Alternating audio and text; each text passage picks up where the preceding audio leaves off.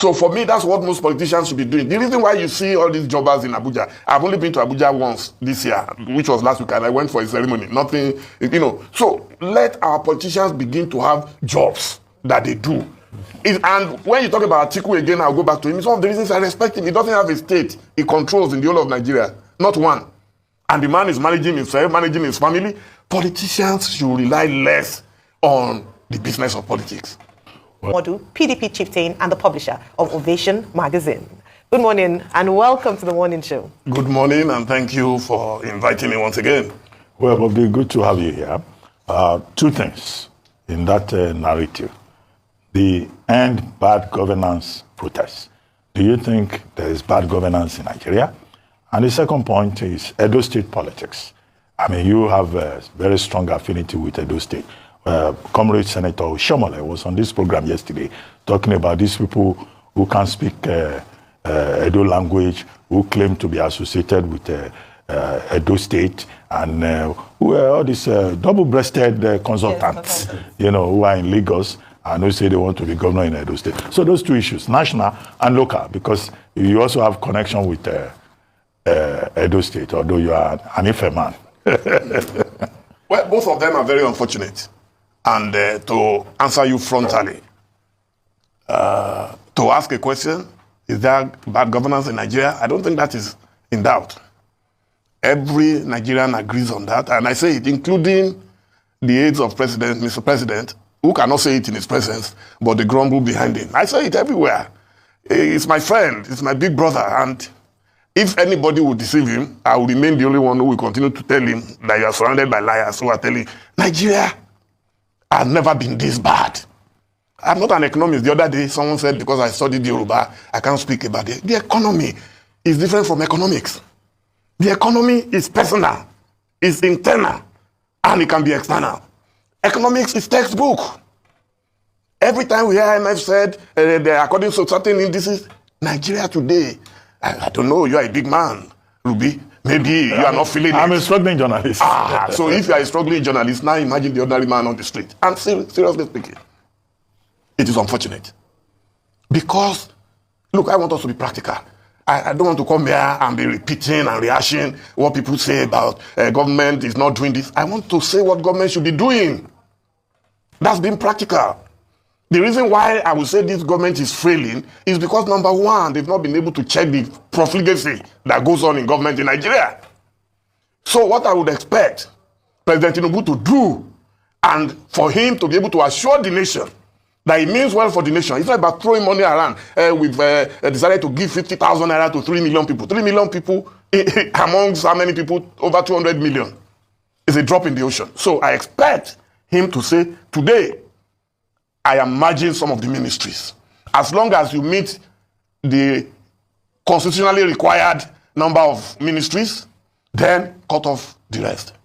Number two, all these SSAs, every day, they are awarding appointments like popcorn. Like popcorn. Every day. You just remember, the daughter of my friend, the son of my former school teacher. You can't run Nigeria the way you run Lagos State. In Lagos, it's just a state, and then because it's a state, a very wealthy one at that, you can afford that. But nationally, the level of poverty in Nigeria does not allow that. Then all this living large, outlandish lifestyle. You want to buy presidential jet, you want to build multi-billionaire home, stop it now. And we have a good and reasonable example from Kenya. When the demonstration started in Kenya, our good friend William Ruto thought it was the usual, they will come out for 2-3 days, we will suppress them. Today, he's begging for oxygen. And I pray they don't drive these young Nigerians to that level, because the level of desperation is unprecedented in the country. So the president must come out. It's not a question of when I'm traveling, I'll reduce my entourage to 20 people. That's nothing. So that is my reaction to that. Profligacy is key. Everything else emanates from that. When they say we don't have money, but they have money for politicians. Chief M.K. Abiola used to say that there is enough for the need of every Nigerian, but there is not enough for the greed of some Nigerians. All right. Yes, then Edo State. Okay. Yes, I'm from Edo State. My father came from Yebe in one East local government of Edo State. And now he navigated and meandered his way to Ile-Ife. I would not know. But he settled in Ile-Ife. So I was born in Ile-Ife. But that does not remove from the fact that I am an authentic son of Edo State. I watched my big brother yesterday, Comrade Adam Oshiomhole. I was embarrassed. I was scandalized that he was preaching division and saying because somebody cannot speak a language, if your child is born in America today, automatically he gets an American passport. So the fact that Aso Ighodalo is from Edo State is enough. That's what qualifies. But the other qualification is that how is his background? What is his foundation? What has he contributed to nation building? Is he capable or is he incapable? Is there any reason or any scandal that will not make us to vote for him? The answer is no. This is one of the most accomplished people we have in the race today. And you want to just on television disqualify him because you say he can't speak a language. And it's one of the reasons anyway when people ask me, oh, why can't you contest to be governor in Edo State? I say no. They will disqualify me automatically. They will say I can't speak the language. Is there a language of Edo State? Let's even ask that. What's the language of Edo State? Do we speak only one language in Edo State? When you say you can't speak his language. So for me, what Comrade did yesterday was in bad taste. He should have campaigned for their own candidate in APC. I don't have any problem with that. Campaign for him. Show us his credentials. Show us the reasons why Edo State must vote for him. Not on account of where you come from or the language you can speak or you can't speak. Thank you. All right. Well, thank you very much, Are Dele Momodu. Good to have you. Thank you. You were speaking about that, like, oh, they want to be on ovation. You promote lavish, people spending a lot of money. But of course, not just for politicians. Are you sure they spend a lot of money? Maybe she didn't read my letter 2 weeks ago. No, I saw your letter was trending. If you can write a letter, and I don't know what the hope for Nigerians are. But in terms of the way forward for governance, you've spoken. You've not hidden your thoughts about the way that this administration has been run and what better the president can do. Looking at this speech, he tried to highlight some of the things that his administration had done. Provision of CNG buses, expediency in the signing into law, the new minimum wage, upgrading of minimum wage to 70,000 naira from 30,000 naira, and a few other things that he had done, agriculture and the likes. But you don't seem to have been captivated or enamored by that particular speech. Or persuaded, yes, that's the word. No. By that particular speech. What would you have wanted him to say? Number one is that finally he spoke 4 days into the protest. Yeah. What would you have wanted him to say? I was one of those who wrote letters. Now I'm a letter writer, like President Olusegun Obasanjo. I write letters. Because I think apart from letters getting to them one way or the other, especially open letters, it also places on record that some of us are speaking up. Because tomorrow they will say, oh, you didn't tell him. We've told him very clearly what he's doing wrong and what he needs to do right. So, number one, I'm embarrassed. I'm scandalized that in a democracy, a president will tell us people don't have the right to protest. I told the protesters clearly that I'm not protesting because I've become a statesman, I'm an old man. I started the struggle in 1978 as a pioneer jambite at the University of Ife. So my Luther has stopped. But I will protect the rights of others to also have their own aluta. But he didn't say people didn't have the right to protest. No, that's what they did. He said they had the right to they wasted protest. a lot of our resources on trying to suppress. If the number of security agencies that we saw in Lagos alone were sent to Sambisa, I'm sure by now, maybe we would have wiped out Boko Haram.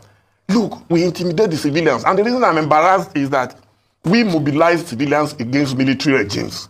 Now, they are indirectly calling on the military. That's why Atiku Abubakar had to issue that statement 2 days ago. That military should not go and kill innocent people on the street.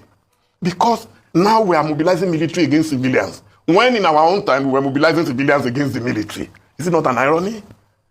So, that's one. Number two, I expected him to do more than an apology, to carry out an investigation into how peaceful protests suddenly became fisticuffs between the security guys and the protesters. Number three, I expected him to give people in concrete terms what he will do to reduce the cost of governance, which everything comes from there. Once you reduce the cost of governance, you will see that you will free enough of our resources for the general use of the general good of the general people. What areas would you want him to cost? I've told you one already. Yeah. The first is too many bloated cabinet, bloated civil service, bloated special advisors. Most of them don't even have offices. They just hang around. So if you do that, then the people will say, oh, then I mentioned the presidential jet thing. The man, God already blessed him with a private jet. We all see what happens in other countries that we all like to quote. Oh, can't you see America? What is happening is that in Nigeria, I always say it on my program, we want to practice capitalism without capital. If you don't have capital, you can't live like an American president. What we have an American president. Okay, so a couple of things. Number one, Bob D, you've always written letters. You wrote letter to Buhari, you wrote letter to all these people. But one question that keeps going through my mind anytime you say President Bola Ahmed Tinubu is your friend, I'd like to ask, do you still have a personal relationship? No, none. When last did you message him? Maybe over 3 years ago. So over 3 years ago, you've not spoken to him again? No, not at all. We haven't met. I met his wife. Do you still have his number? I wouldn't know if it will work, but I have not bothered because it's not necessary. Okay, good. Secondly, both of you were in the struggle for June 12 those days in different dimensions. You on the media front with your relationship with MKO Abiola, him also as a senator of the SDP then. The question is, what changed as regards the ideology of that struggle, do you think, in him? And where did you think he missed it? The ideology of that struggle had nothing to do with Tinubu or a political party. It was a general struggle against the military. We wanted democracy.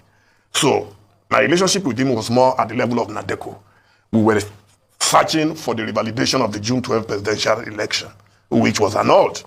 So that is that. When he came back, he became governor. I had no relationship at that level. Okay. But occasionally we might meet at functions. You're not close. No, politically. Because I disagree vehemently, and I stated this publicly, you can fact check it, vehemently. When he had issues with Tokunbo Afikuyomi, who was one of his closest guys, I granted open interview where I said, no, you can't do this.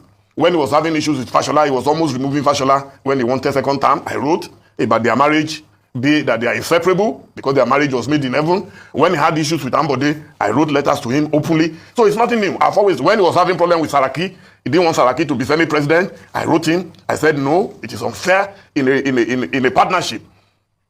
CPC had number 1, Buhari. ACN had number 2, Oshibajo.